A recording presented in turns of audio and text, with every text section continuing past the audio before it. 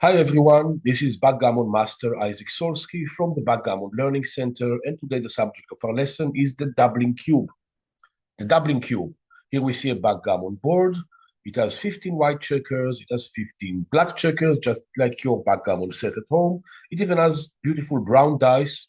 Sometimes these sets come with two sets of dice or occasionally more. And then there is this mysterious big thing here that you cannot quite roll, and it has really weird numbers like 64 and 16 and 2 and 32 and 8, 4. I promised to prepare a training about this cube, how to use it. Over 95, I believe, percent of people who play backgammon worldwide don't know about this cube, what it does. It does appear in every set, but how to use it and why is it even there, that's a big mystery for most people. And indeed, the game of backgammon in its various versions has been existing probably for around 5,000 years in many versions with different sets of rules. It was called in Europe the game of tables until the 1600s. Elsewhere, it was also called in a similar name, like taula in Arabic, which means table, or tabla, tablas. Until today, I think it's called in Greece tavli, and similar names in similar countries. Game that you play on a special table with dice. You have even, I think, relics or engravings of people playing this game in some version or another in ancient Rome and in Persia, and I think also in Egypt. So the game has been around. But the doubling cube was only added to the game in the 1920s or 1930s. Soon we will explain how. So it's been with us for only a century, and it seems like a long time, but before the internet era, games or practices that exist in different versions all over the world take a lot of time to change. Did you know, for example, that the current rules of chess have been only standardized in the mid 19th century? And even after that, it took a long time for different countries to adopt them. Some countries played with different rules. I could give an entire lecture on that subject alone. But let's go back to the doubling cube. How is it used? What does it do? I personally learned to play backgammon at 14 years old. This was 1986. A friend of my parents, a lady, taught me this game one day. I was 14. And, I was playing it a lot in Israel, obviously, many years. Also, after leaving Israel, in 2001, I went to Stockholm and I met a couple of people, very clever people. Actually, they were international masters in chess who were standing in the middle of the street with a backgammon ball and just playing and having fun. And I saw this cube and they were using it, and I was asking about it. And the guy says to me, this actually is what makes the game of backgammon so sophisticated. This is what actually gives the backgammon game the level of sophistication that is not very different from chess. And, it didn't make much sense to me back then. But then in 2017, when I found online a manual on backgammon that also includes a treatment of the doubling cube by Paul McGrill. It's the book Backgammon. Then I understood. 31 years it took me between learning to play the game and actually understanding what this cube is about. So, okay, this is the time to learn it, to learn what it does. And it's funny because I knew that I was going to produce this video today, and I was just playing some games with my computer. This, by the way, is called Extreme Gammon. It's the best backgammon teaching and training software and analysis software in the world. It turns out that it does matter what moves you choose on the board. Not all of them are equally good. And this software is excellent in telling you how big your mistakes are and how well you're actually playing. Do you play like a world-class player, like an advanced player, like a casual player, or maybe like a distracted player, all based on the level of accuracy of your game. It's called Extreme Gammon, and I was just playing Extreme Gammon against the champion setting, and I managed to play really the perfect game to explain and illustrate the doubling cube and what does it do. So let's go over it. Let's find it. It's right here. So in this game, I rolled a 6-1 to start with. By the way, this is taken from a match to 7 points. But forget that we are playing a match. This could easily be just a regular game. Matches generally have different strategies or sets of rules even. But when you are 0-0 and you are playing to 7 and the game is just starting, this is just normal game. It could be like without this constraint of playing up to a certain score. It could just be an independent game. Doesn't really matter at all. Okay, so I start with a 6-1. I would do what most of you would be doing. I'm simply taking a checker from the midpoint here that says 13, taking a checker from the 8 point and moving them, you see, to the point number 7. All right, so creating some kind of a continuity here, trying to blockade the opponent checkers from leaving my home board. The opponent, the computer, rolls a 4-2, and again, he takes a checker from the 8, a checker from the 6, and he makes a new board point. This point is a bit stronger than the point I make because it's inside this board. So not only that it blocks my exit, it also makes it difficult to enter from the bar should I ever get hit. And because I see that he's making progress and I roll a 6-5, that's a great opportunity to get the hell out of there, at least with one checker.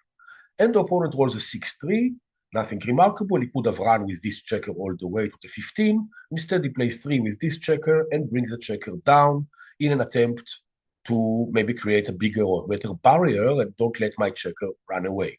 But I roll a 5-1. That's not fast enough to actually run away, but I can do it halfway and also put him on the bar again.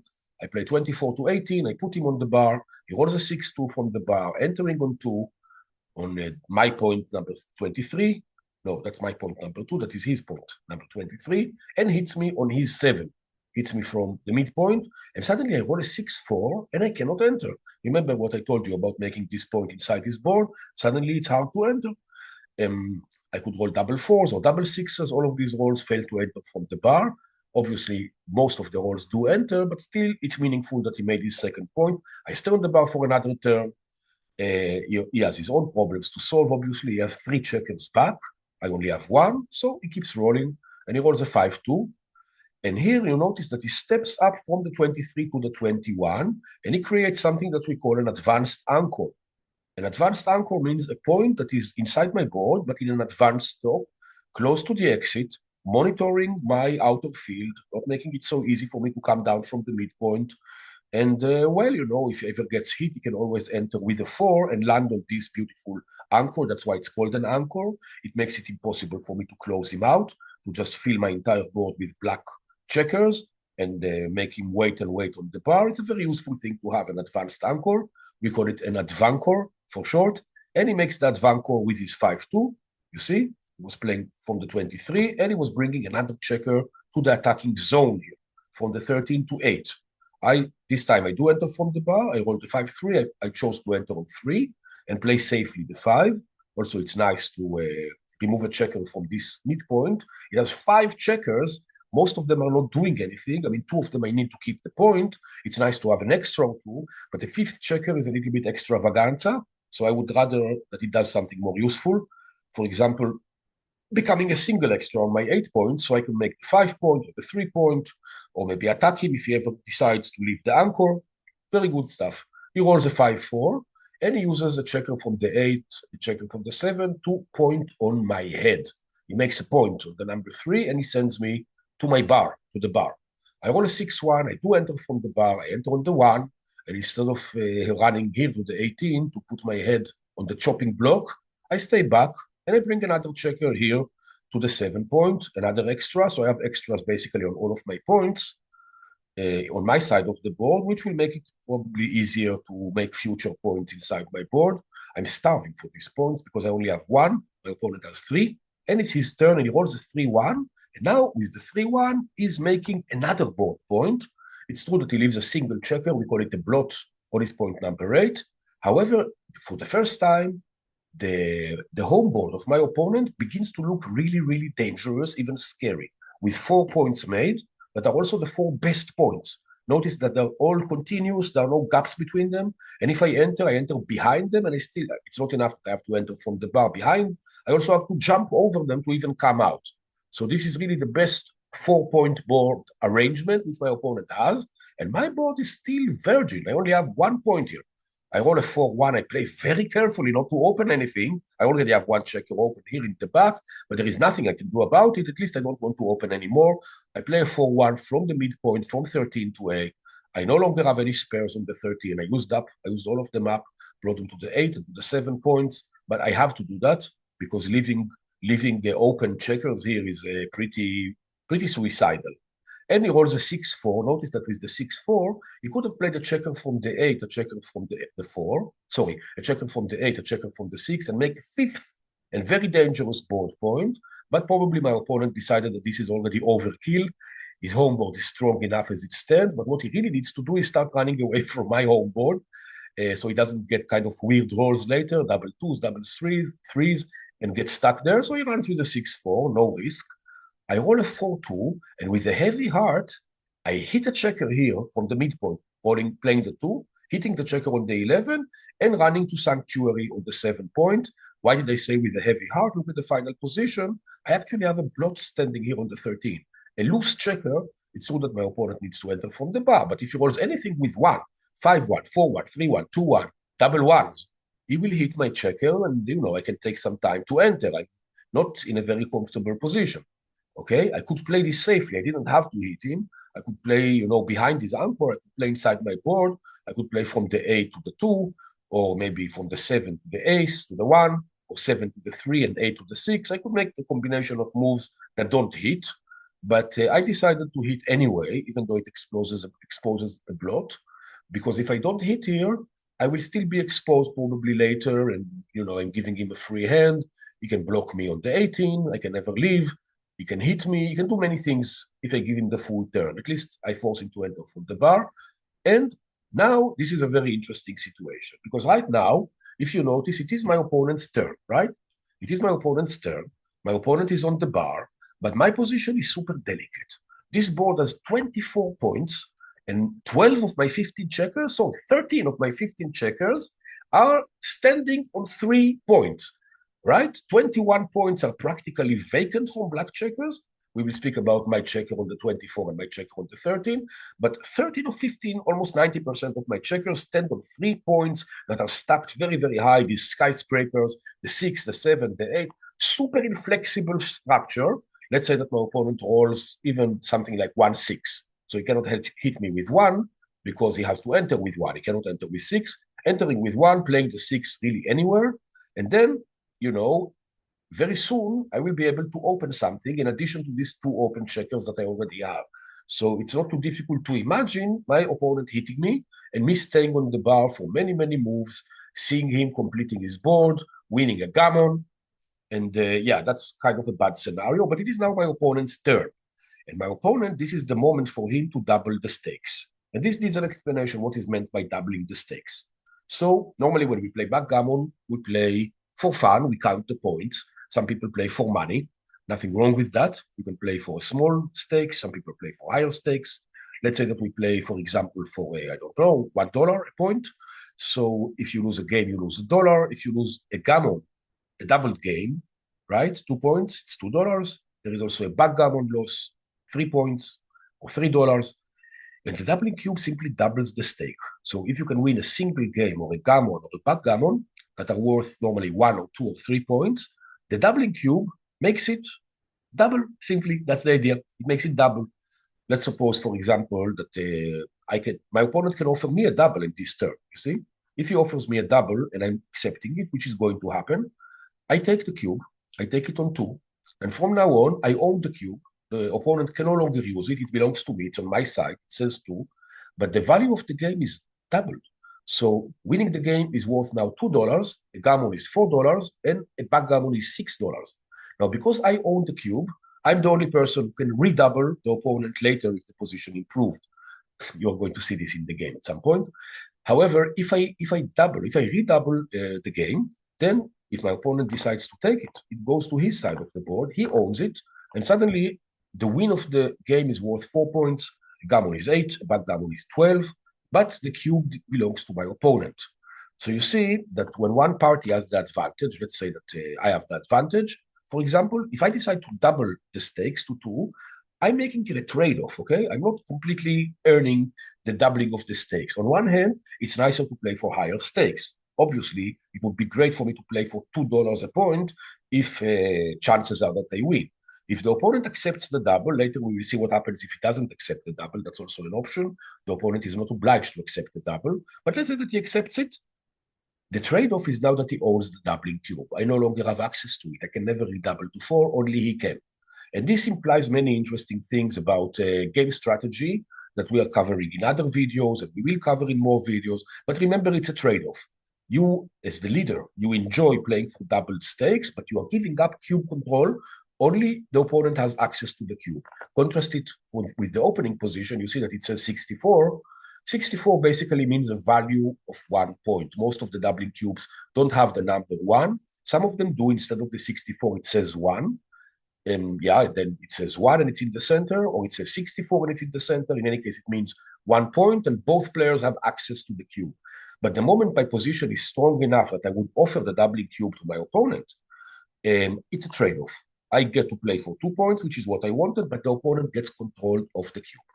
And then obviously later, if he redoubles me to 4 and I take, now he gets to play for 4 points. He's now better in a better position, but I get to keep the cube and only I can access it, only I can use it.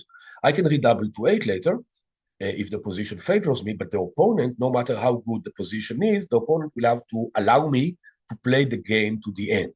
So every little chance, we know how backgammon sometimes goes one way, and then when you don't expect it, it goes the other way. If I own the cube, I will get to enjoy every chance I can to win the game later, even if I have like 1% or 0.5% to win the game, the opponent has to let me play that. If it was the other way, if it was me leading, and the opponent had a low chance of winning, let's say that he has 5% or 10% or 15%, I can say, okay, you know what? Let's redouble to 8. And he would say, no, I don't want to redouble to 8, and he would refuse it. What happens when the doubling cube is refused? So when I offered the cube to my opponent, I said, hey, shall we double? Shall we double? If he takes it, we already understood what happened. The game is worth 2 points. My opponent owns the doubling cube, no problem.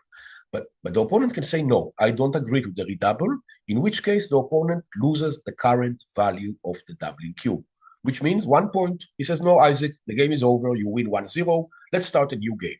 So the doubling is actually a game-ending weapon, potentially. If my advantage is so great that my opponent is scared to take the doubling cube, then I win the current value of the cube. Let's look at this example. I'm intentionally not putting any checkers on the board now, that I held the 4 cube. Okay, the cube is already on 4. Now, if I'm a very big underdog, if I have 2% chance to win the game, my opponent has to play. Maybe I will win, maybe I will lose. 98 times out of 100, I would lose. 2 times I will win. But if it's the other way, if the opponent has 2 or 5 or 10% to win the game, he is normally not going to be happy to play this for 8. So the moment I propose to redouble to 8, the opponent will say, no, I'm letting you win 4 points. So this means that I didn't need to reach a 100% winning position. It's enough for me to be winning. Well, this is a little bit outside the scope of this video, but some kind of a percentage depends really on many factors, maybe 75%, maybe 80%, but not 100. It's enough that I am, for example, 80% winning. And I say, okay, fine, you know what? It's true that you are going to win this 20% of the time, but is it really worth playing it for 8 points when you could just pay me 4 and we call it a game? And the opponent says, okay, no, thank you. I will pay you 4 points, $4, and we start a new game. So I'm not risking the 20%. This is the advantage of cube ownership. Okay, so it's a trade-off. This means that our advantage should be big enough that we are happy to give the control of the doubling cube to the opponent, but we do want to play for double stakes. Going back to my game with the computer, with Extreme Gammon, I'm playing it against the champion level. It's the highest level of the game. He's making really the best moves. And yeah, I play a lot of the time matches to 7 points against this level. And there is no human player who can win against it 50%. It's better than all of the human players. This is why human players let this computer evaluate our play and even decide what our level is. If I'm today a backgammon master, it's because this software analyzed enough of my games and decided that this is my level, so I don't argue. I have a 42% winning chance against the winning. I played many hundreds of these matches to 7 points against this level of resistance, the champion level of Extreme Gammon, and my winning rate is 42%, which is pretty nice. Stronger players than me, of course, win more than 42%, but no human on earth can win 50. Yeah, it's that good. It's unbelievable. Anyway, in this position, with the opponent to play, with the computer to play, the computer offers to double the stakes. It proposes me to double. You see, it says here double take on the left. So the opponent said, Isaac, how about playing this game for 2 points? Notice, by the way, that I can easily get gammoned here, and I showed you how. And if I get gammoned, I lose 4 points. However, I can also win this game, and that would be 2 points for me, right? So I can either give up a point and say, fine, Mr. Computer, you're leading 1-0. Or I say, you know what? I'm going to take this. Let's play this for 2, which this is what I did. I took the cube. I took it easy on the bar. I'm not on the bar yet. Many things can still happen. This is the position that he doubled. You see, I have this open plots here. It's true, but he's on the bar, not me. Most of my checkers are close to home. It's not that I still have chances. It is true that the gammon risk is quite high. There is a considerable risk of getting gammon here. But you see that, if I drop the cube, if I don't take it, he gets 1 point, right? Now, you say, Isaac, why don't you give him a point? Why should you lose a gammon and lose 4 points instead of 1? But look at this. If I lose a gammon here, I go from -1, that I lose anyway by giving up the cube, to -4. That's the cost of a gammon with the cube on 2. So I go -3, right? From -1 to -4. But if I take this cube and I win, and I will have many games that I will win from here, obviously I just need to escape or survive. If I manage to win this, I'm winning 2. So I go from -1 to +2. You say I can also gain 3 points over just giving away a point. Things to consider. This is quite a complex subject. How to use the doubling cube, when to double, when to take, when to drop. Obviously, this is something that you really have to learn, and it doesn't happen in one day. I'm just giving some casual remarks, but basically teaching you what the doubling cube is and how to use it. So I took the cube, I took the doubling cube. The opponent rolled 5-2 from the bar. So let's see how he played. He entered with 2, and he decided to use the 5 to just slap me on the face here on the back.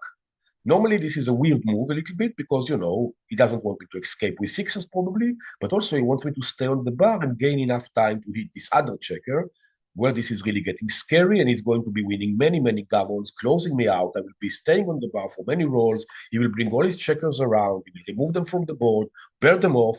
By the time I enter, I start running. It will be too late to bring all the checkers home. He will be winning a gammon and 4 points. However, I do want a 1-4 from the bar. So I enter on him with the 1. I cannot help it. I cannot do anything else. I have to enter and hit him and send him to the bar. And then I have many ways to play a 4, but I decided to hit a second checker inside my own board because 2 on the bar are better by far. You see, I put in 2 checkers on the bar. He has to enter 2 of these checkers before he can continue moving his war machine over my dead body. And also, now he needs to roll an exact 2 in order to hit me. This is what scares me the most, to be hit, right?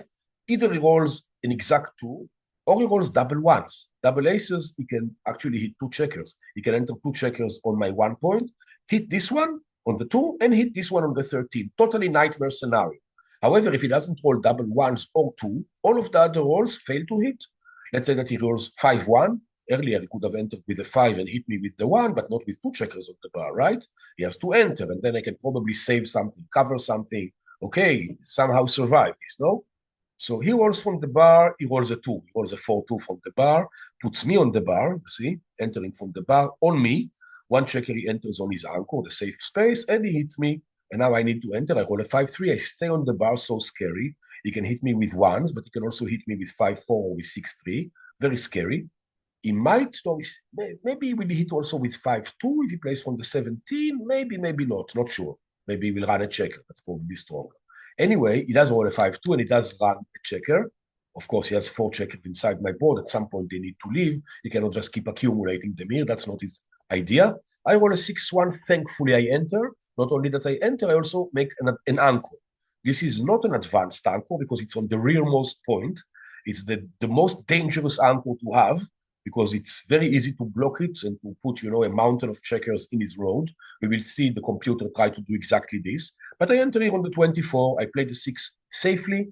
I run a checker from the midpoint to sanctuary, and all of my numbers play well. I never need to move the anchor. I can always play, if I roll 1s or 2s, I can simply play them on my mountain.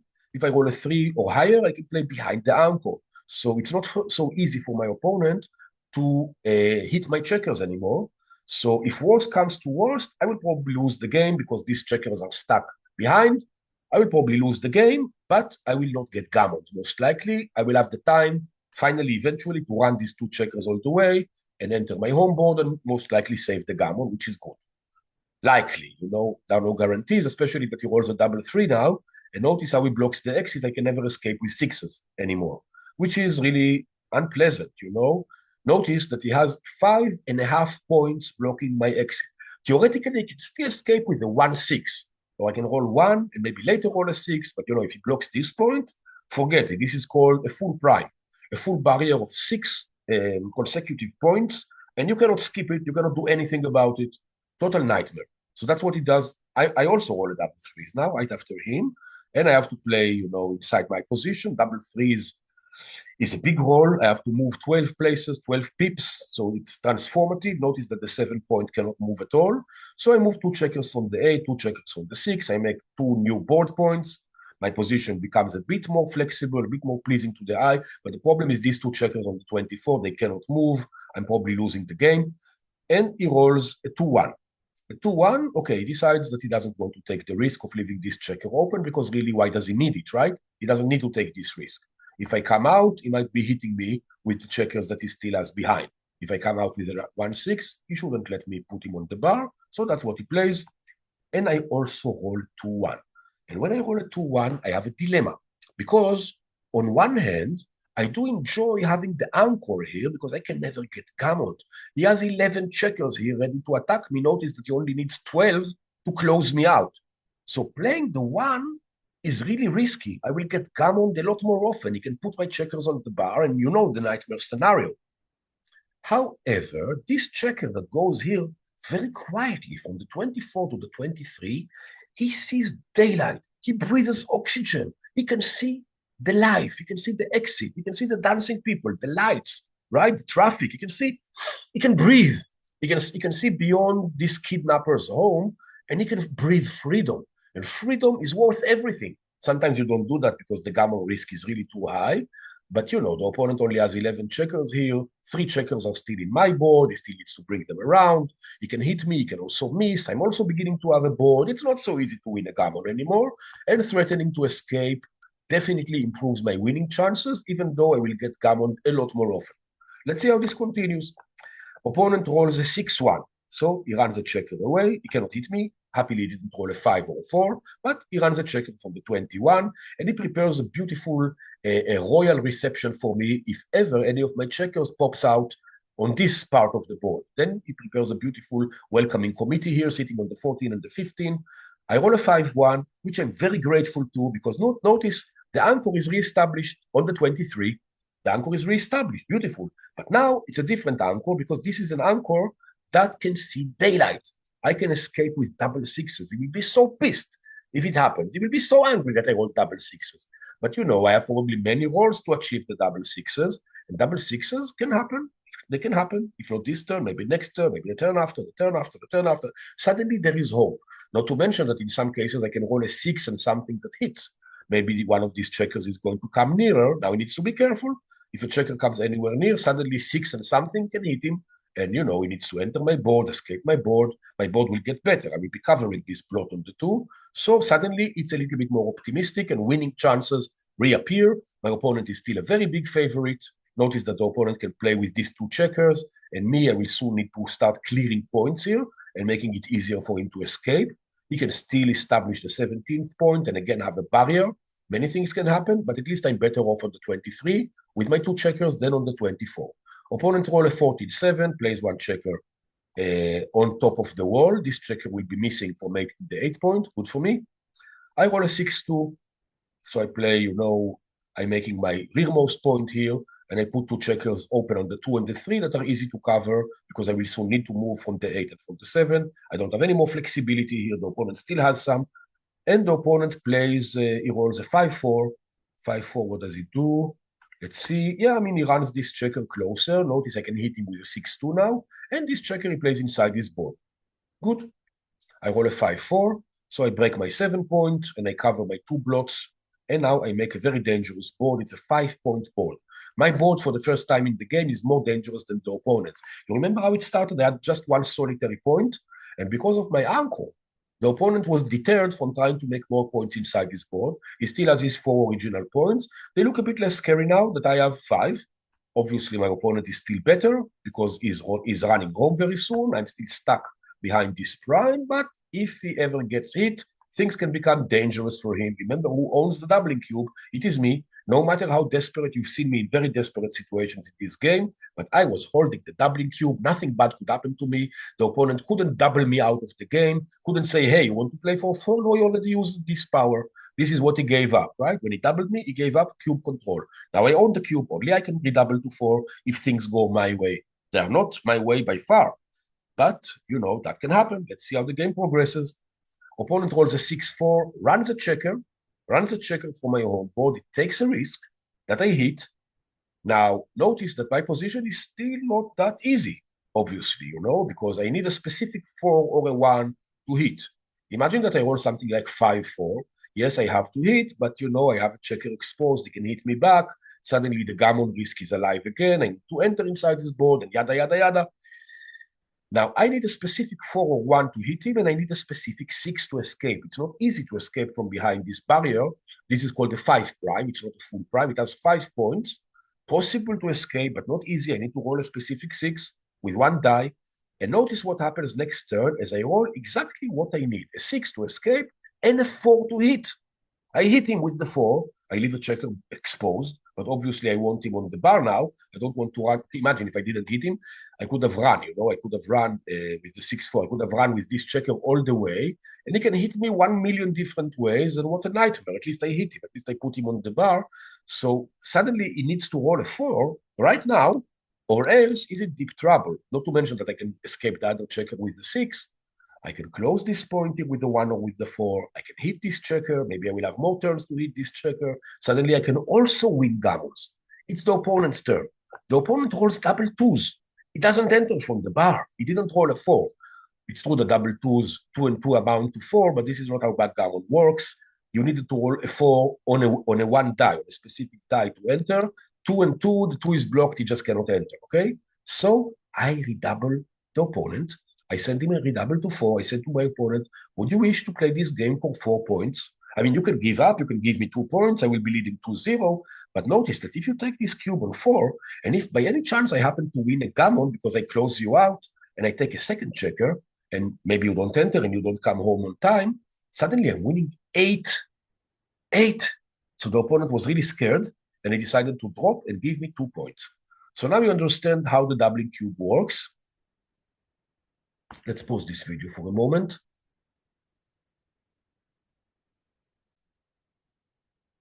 Yeah, all this talking got me really, really thirsty, so I got to pour myself a glass of water. So, okay, you learned probably something about the doubling cube, but let's play a couple of games against the computer, just normal games. This was a match to 7 points. So normally I would like to teach the cube, the doubling cube, to people, in games that are unlimited, not like a match to a set score. These matches have their own rules and their own strategies. And if your performance rating is considerably, is above 10 or something like this, you probably shouldn't be playing matches. You should be playing just unlimited games. Or if you don't know what a performance rating is or how to measure it, yeah, you probably shouldn't be playing matches just yet. Play unlimited games. And we're going to start a session of unlimited games with the computer. New unlimited games. Let's select it. Let's walk in a straight line for once. Here. Yeah, unlimited games. Jacobi rule. I'm not going to use the Jacobi rule. This is an interesting rule. Normally, when you play unlimited games, the idea is that the Jacobi rule says that so long as the doubling cube has not been proposed and accepted, gammons and backgammons count 1 point. Let's see what this means. You see? The cube is in the center. I start to play a game. Let's say that I have a very dangerous position. Of course, I can double and the opponent will drop. Let's say that my position is super dangerous. I don't know. The opponent has 2 checkers here and, some crazy checkers somewhere else. I don't know, something like this. And I have this really scary structure that I'm bringing home. Very likely to win a gammon. Very likely to attack my opponent. Let's weaken his position even further. Let's give him some bad checkers everywhere. And I say, fine, how about we play for 2 points? Obviously, the opponent is going to say no. And I can play clever. I can say, no, I know that if I propose the doubling cube to my opponent now, he's going to refuse it. Of course, he's going to refuse it. So maybe I shouldn't be proposing it, but I should play on, and I should be winning this a gammon. If it doesn't work, if the attack doesn't work, if I hit him and he sends too many of my checkers back, in any case, he cannot escape. I have a full prime here. I will just offer the doubling cube. He will refuse it, and I will win a point. And the Jacobi rule says, Isaac, you cannot do that if the cube is still in the center, because the gammon is also giving you a point. The backgammon is also giving you a point. And there is a reason for this rule, the Jacobi rule. The reason is that people who play many, many unlimited games, they want to speed up the session and they don't want people fussing over a second point, trying to win a gammon and not to double, because obviously it's different. Let's say that I own already the cube, I own it, and it's on 4. I got redoubled to 4 earlier in the game, and now it's a different story, because now if I win a gammon, suddenly it's 8. So from 4 to 8, that's meaningful, okay? But from 1 to 2, nobody wants to spend a lot of time. You say that's already give the cube, take a point, start a new game. This is Jacobi rule. But because we are just learning how to play with the doubling cube, we shouldn't be using it. So no Jacobi rule. Now, beavers are another optional rule that I'm going to disallow. What is a beaver? We are going to see very soon. I'm going to explain it, but I'm not going to allow a beaver. All right, so let's get started. Unlimited games, backgammon. I play against the computer. The computer starts with a 3-2. He begins to run his back checkers, and he begins to unstack. It's a stack of checkers here on the 13. He begins to unstack it. I roll double aces, beautiful roll. I bring 2 checkers down from the 6. The 6 also had too many checkers. You see 5 checkers. We need to get them into play very quickly. So they go to the 5 point, but they go further to the 4 point, just for the pleasure of seeing him go on the bar. It's a special enjoyment that I get. Let's see what he rolls. He rolls a 5-3. That's kind of lame. He enters on 3 and plays 5 from the midpoint. I suppose I'm getting already to be a bit better than the opponent. I have a board point. It's really powerful. I only have 8 attacking checkers. My back checkers didn't move. My advantage is not so big that I will now give him ownership of the doubling cube. I will wait for a moment where it's more effective to use it, when it really pains him to take it and it really pains him to drop it. Let's see if I can get to that. Depends on what the dice do. Double 3s. What a brilliant roll. I make my 5 point here, which is the best point I can make. I'm hitting it with the 3, and I'm bringing another checker down to attack. If he doesn't enter on the 3, or at all, if he stays on the bar, if he rolls any of his non-entering numbers, I will give him a cube that he will be quite a challenge to take. Let's see. He rolls double 2s. That really hurts. He enters, he hits, and he makes a board point. Suddenly, it's not clear who is better. I would say he's better. I have to play from the bar. Probably he's already a little better. Not to mention that he has 10 checkers in the attacking zone. I only have 8.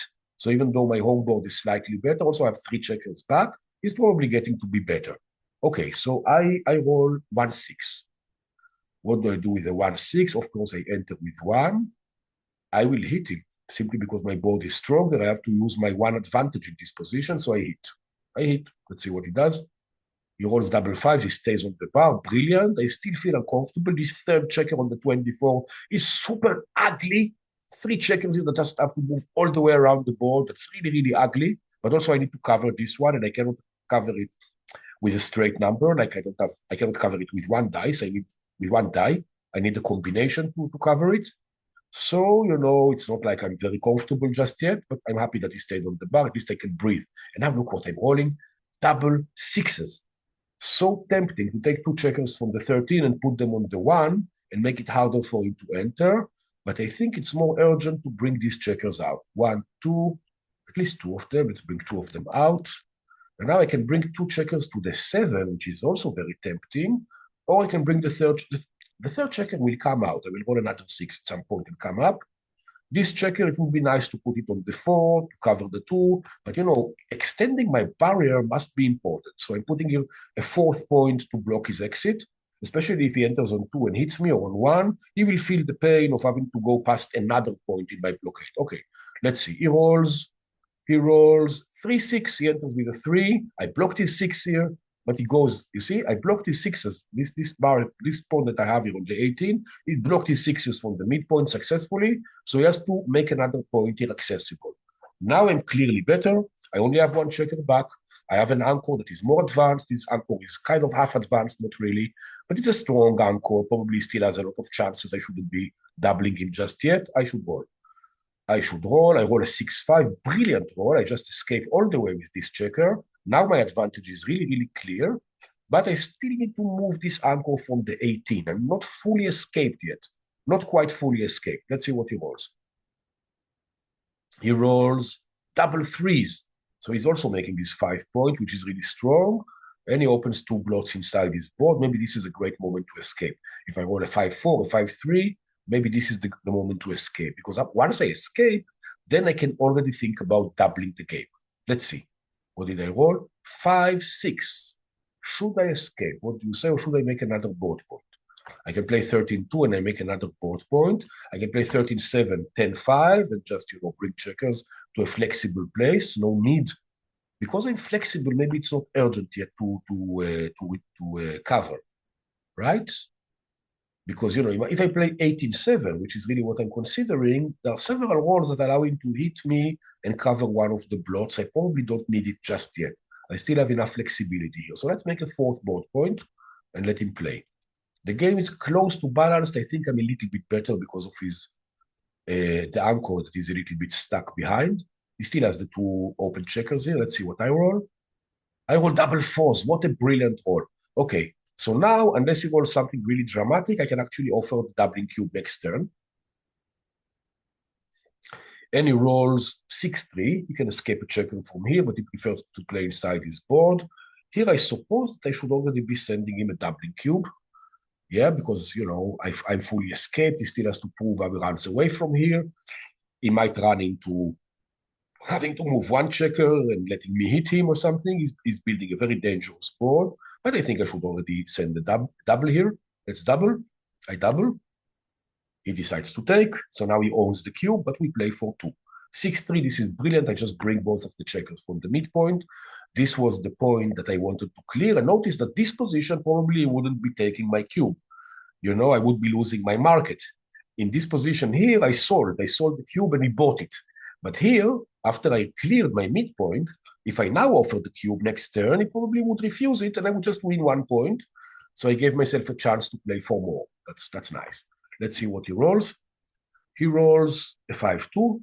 Okay. So he closes a 5-point board. I roll also double 2. Double 2. I will just bring everything here and casually block his escape, because why not? He rolls 6-4. So he begins to bring the last checkers home, except for these two that are kind of awkwardly stuck. 5-2. This one cannot play a 5, but it can play a 2. Maybe I will just play all the way. His turn. He plays 6-4. Does he run? Not yet. But he will need to run with the 6 next turn. Notice he will have no choice. 4-1. I play both checkers inside, ready to hit him if he escapes one. If I roll well, that can happen. And he rolls double fours. What an ugly roll. So the beautiful board is gone. He's smashed against the wall here. Double aces. Maybe I shouldn't let him run away so easily. I'm getting these checkers in, but 5s are still blocking him. Imagine if you roll something like 4-1. I can easily put 2 checkers on the bar in a couple of turns if the dice allow. 4-5, he has to run, nothing else to do. And I roll what I roll, double 2s. What a brilliant roll. What a brilliant roll. Okay, I'm going to hit him with 1 checker, make a point here. Is that the right play? I can also do something else. I can put 2 checkers home and bear off 2 checkers.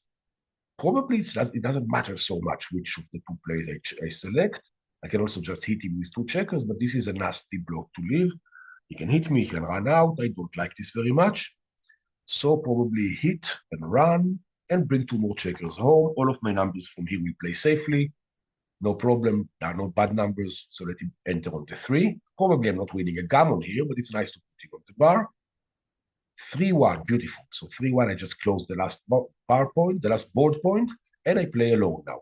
I play alone, and barring any bad accidents, I should be winning this. Double 4s. That's kind of a tricky roll, but let's play 2 checkers here and bear off 2 checkers. Not exactly what I wanted, but okay, I hope it's not too big a mistake. He needs a 4 to enter, and I roll a 6-3. I play both checkers from the 6. Next turn, if I roll 6-1, 5-1, 4-1, I will open a blot for him, but his board is no longer so dangerous. Pretty easy to enter. 3-1, I will just have fun with him and hit him and run with the 3. Didn't have to do it, but why not? Cannot do any harm. He enters again on 4. I wanted him to enter on 6, so I get him out of my hair. And now I roll a 6-1. So with a 6-1, I actually need to let him hit me. I would rather bear off a 5th checker, so I have more time before he redoubles me if he hits me. Then hit. Let's see what he does. He needs to roll a 1, otherwise he's in bad trouble. He didn't roll 1, he's losing. He's losing. Let's finish the game. Let's finish the game. 5-2. Maybe play another one after this. with the doubling cube. I hope you're getting the idea of what it is, how to use it, what it is for, how a good player uses it. I hope I played well this game. Later we will see what's the verdict, how well I played it. 2-1, let's pair off the last checkers, where the mistakes were. We're going to look at them together, and I win. He wants to resign. So I accept the resignation, and I'm leading 2-0. Thank you. Okay, I played in a world-class level. That's pretty respectable and a great relief. Imagine if I played like a beginner. That would be a very bad tuition moment, but it still happens here and there that a game is played at a bad level, even to the strong players, even to the professional. Quite unfortunate if it happens on any instructional video, but it is what it is. We have to suffer the bad days and enjoy the good days. Let's see what I did wrong. Just by curiosity, you see the greens? The greens are errors, and here I made an error. He didn't want me to bring, what's going on here? He didn't want me to bring these two checkers in. He wanted me to play something else, that he didn't like this move very much. Not so important, but the red is a big, big mistake. This is a blunder. He wanted me to play two checkers to the 6. You see, he wanted me to play this. Two checkers simply home, calmly. The reason for this is that the computer believes that if I bring the checkers to the 8, later it might become challenging to clear this point, and I might be leaving a block later. So he doesn't like this move at all. Okay, so I made a blunder. The computer did like my double. He thought that I doubled correctly, and he never had an opportunity to redouble. He thought that it was correct to double. He still had enough chances to win, so he can take. Let's play a second game. Okay, let's play a second game. So 2-1, I'm leading 2-0 here, but we are not playing to a determined score, so it doesn't matter. Every game stands by its own. This is the charm of unlimited games. You don't have to take any consideration of the score in deciding your strategy. I could be leading 100-0, probably not against this opponent. I could be behind 100-0. That would be very unfortunate, but my strategy is the same. Every game is individually taken. When you play matches to a determined score, you play very different if you are in the lead or if you are behind.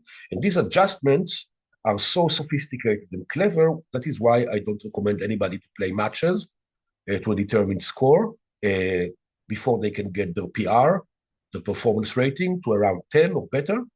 And again, if you don't know what is a performance rating, you need to play unlimited games and not matches.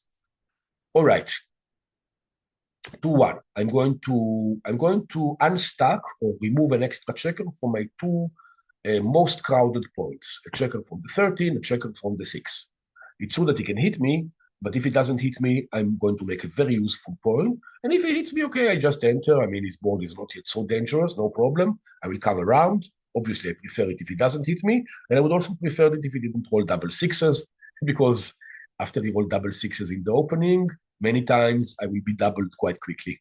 Not immediately, but it's never too far, the doubling cube. I need to begin to create an anchor of my own, so I prefer to do it before he makes a point, and let's clear this plot. Okay, so it's too early for him to double, but it's getting there, kind of. Let's see what he rolls. 2-1, so he makes the 5 point on my head, sending me to the bar. Now I really need to hit him back. If I don't hit him back, and if I don't roll something like double aces or double 3s or 4-3, chances are 4-3 I can also hit. I'm getting the cube. 2 and 6. Okay, he cannot quite cube this. He still needs to enter. I do have a blot inside my board, but he still needs to enter. Not a cube yet. Double 2s, not pleasant. He's making another board point, I suppose. I know he prefers to hit me. I thought that he's going to make the 4 point, but he preferred to hit me from the 13 to the 7. Put me on the bar. Also because I have another sensitive, maybe I will not have time to cover this one. Imagine if I enter with a 5-1 or a 6-1. Normally I would love to use the 1 to cover my plot here, but I have to enter with the 1. So let's see what I roll. 4-6. What an ugly number, because I cannot cover. Oh no, what am I doing with the 6? I'm going to be running, and notice that he needs a 3 to hit me here, and he needs a 3 to hit me here. So this is duplication. The same number can be used two different ways. I prefer that than letting him hit me with different numbers. Let's see what he does. Maybe he doubles already? Yes, he does. He does double me.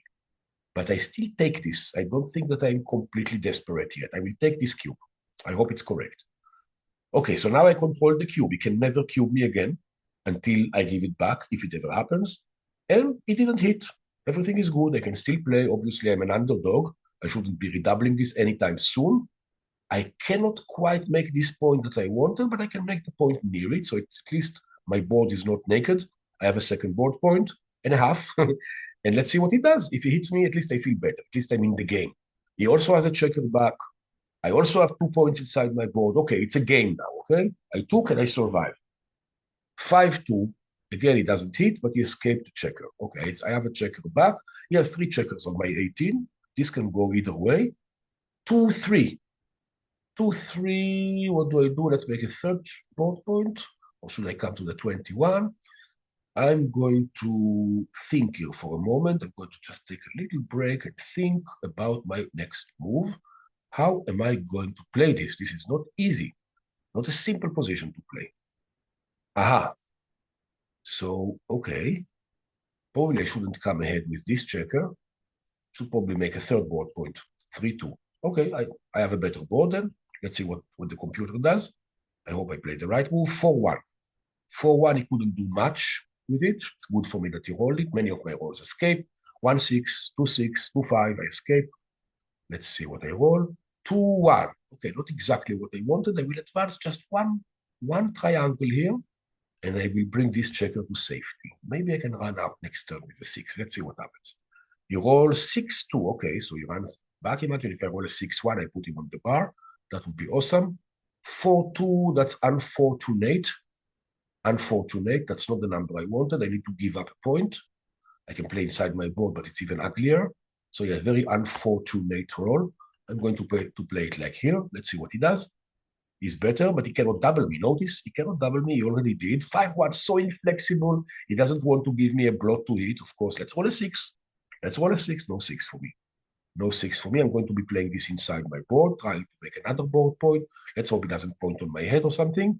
5-3, that's so ugly. Points on my head. Let's see what I roll. Do I enter from the bar? Anything. 5s, I stay on the bar. He can never double me. He has to let me play. What an ugly board he has. He can win a gammon. I have too many checkers to bring home. If I stay on the bar, that's absolutely catastrophical. Double aces. Okay. So let's come to the edge. I can still escape with a 6. And let's make it harder for him to run away from the 7 point. And also I want to give myself a bit of flexibility and not all the points on one checker. Sorry, not all the checkers on 1 point. Okay, let's see what he does. What he does, 5-3 again. Oh no, that would be so hard to enter. Maybe I will never roll an ace, a 1. Maybe I will. Maybe I roll a 1-6. That would be so much fun. Let's see. 1, okay, 1 is good. 1-4, I can still cover the point here. Will he let me go out or will he just put me on the bar forever? 5-4, that's so ugly. He puts me on the bar again. Let's see if I get to enter and hit. No luck. He can close me out now, but not with double 3s, and he cannot move. He has to open a better point for me. It's much easier to enter on 4. I mean, no, to enter it's the same, but once you enter, it's much easier to escape. You enter on 4, you just hop out with most number. You enter on the 1, you will need a 6 at some point. My position improved a lot. If I enter, if I don't enter, it's the same thing. I can still get gammoned. 5-3, I stay on the bar. Let's see what he rolled. 5-1. Okay, so time is running out for me. If I roll a 4-1 or a 4-2, that would be fortunate this time because I get to put him on the bar. And my board is also beginning to be a bit dangerous for him. 4-6 is amazing. Double 4s, at least I escape. I enter on 21, play to the 17, to the 13. At least I will lose the game, but not a gammon. Let's see what I roll. No luck. 3-1, I still cannot enter. Remember, it's against the rules. He runs closer. Give me a double 4s or a 4-5. I would love to hit. 5-2, that's painful. Double 6s, it enters and it begins to clear. Oh my God, gammons look so likely. Depends what I roll. Maybe I roll double 6s. I roll 4-3. Should I stay or should I go? I will stay, you know. If he rolls, he has many bad rolls. 6-5, 6-4, 5-4, he opens the blot. Yeah, 6 rolls, basically 6 rolls. But let's bring a checker home. Just bring a checker home. Oh, wait a minute, I cannot do that because I entered with the 4. Okay, bring a checker down, come closer to home. Let's see what he rolls. He rolls 4-1. Oh, he hits me and then bears off. He does to me what I did to him before. Very ugly and nasty. Okay, I stayed on the bar. 6-2, and now it's really, I'm not a favorite to save the gammon anymore. 5-1. Let's try to get home safely. Chances are against me. If he rolls doubles, I mean, it's over. If I roll doubles, I have some chances. 6 is good to enter. 2, I'm coming out. Quite hopeless to make it home before he bears off everything. But I'm never going to stop trying. 6 again, bringing another checker home, bringing this one to my side of the board. Okay, maybe I can save it, but I'm not a favorite to save it. Not at all. No, no, no. I'm probably getting gammoned. Double threes. All right. So this checker will go around the board all the way around the board in 80 days. Remember, there was a story like that many years ago, 4-2. Okay, at least fortunately didn't roll doubles. And I rolled a 6-3, which means that I absolutely need to roll at least double threes next turn. No, double twos. Double twos or better, save if I get to roll again. If he doesn't roll doubles himself, he didn't. Fortunately, he rolls another 4-2. Let's see, do I roll double twos or better? Do I save the gammon? Nope, I got gammoned. All right, let's see how well I played this. Maybe I shouldn't be challenging Destiny. Let's see how well I played. This game I played like an advanced player. Okay, that's a little bit, it sucks, but the previous game was excellent. So it kind of balances out. Advanced player, I probably played a couple of blunders. Let's see what I did wrong. That's instructive and interesting. The lesson is on the doubling cube, but we learn many other things on the way. I shouldn't have made this point here, apparently. No, I should have. Oh, I should have. He didn't. This is weird. He didn't like, he wasn't happy with me advancing to the 23. But I think the reason that I got a blunder here is if I played the move that he recommended, he was thinking about the idea. Imagine after this game, after this move that I played, I can get hit here and I can hit back, but the opponent will hit me inside my board. Imagine he hits me, I hit him back, he comes in from the bar, and he hits a second checker, and suddenly he wins a gammon a lot more often. So yeah, that's probably a problem. So he says, Isaac, whatever you do, I don't mind. You want to make a point in the outfield, you want to play from the 13 to the 12, I don't mind. Make sure you cover that blot on your home board so that I don't catch a second board. You reduce your gammon liability. Probably this is what he didn't like. And I had probably a couple too many greens. I'm not going to look at them. Here, when he doubled, it was correct. I took correctly. That's not a mistake. But I had 3 greens, 3 small errors, and 1 heavy blunder. So that's why I got an advanced level on this game and not a better level. And we're going to conclude our training here. I hope you enjoyed it and that now you understand what the doubling cube is and how to play with it.